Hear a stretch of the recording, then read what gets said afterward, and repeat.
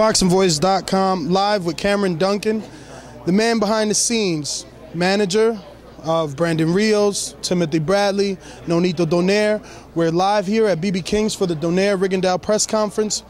I'd like to ask you a little bit on the speculations of this said contract that was floating around for a potential matchup with Mares and Donaire. He just mentioned that there was a lot of, fine print in the contract. Can you elaborate a bit? We were already committed to this date, and I'd already committed him to it, and he'd committed to me and us, and we were going to do this date. And HBO put him on 4 times last year. So we felt an obligation to carry through with this. And then we said after this, we'd be glad to talk about it. But right now, we can't sign a contract and we can't hold up.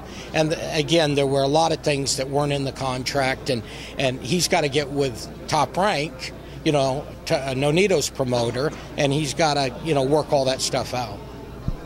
So what was one of the biggest things that fight fans would be shocked of if you let them know in terms of what was in the contract that was definitely, a no-do or a make or break for you?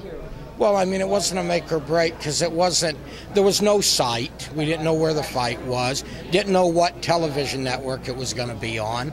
They put, the $3 million in there, but other than the money, it said that, the fight would take place by June 30th, and at any time they could cancel the fight up until 2 weeks before, and there was no obligation to pay either fighter. So, I would never sign a contract like that anyway. So there were a lot of things that had to be worked out, and we're fine with them working it out, and we're fine with the fight. Nonito wants the fight, and, we're not saying anything bad about Golden Boy or whatever. I just, it needs to be worked out, and we're game.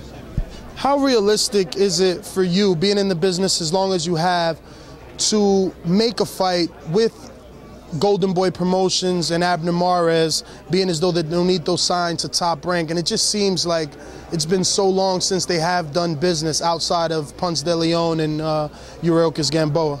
Yeah, listen, I have fighters, with Golden Boy, and they're both undefeated and doing very well. And so I have no problem with them at all. So, it's between them, and if things can be worked out, and they can do it, my fighter's game to fight.